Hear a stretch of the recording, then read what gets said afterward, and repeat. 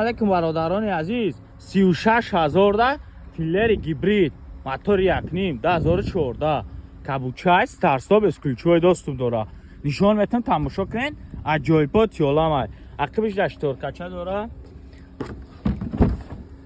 عقبش هیچی نداشته برادران. این چه خیلی دیدین. اینم خیلی مگم خیلی رویش میکنه برادران. این طرف بکم بودی.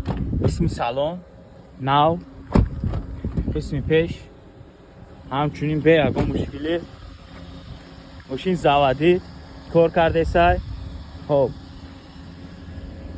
این اپرابگ 150 2014 دویده موتور یکم بودی.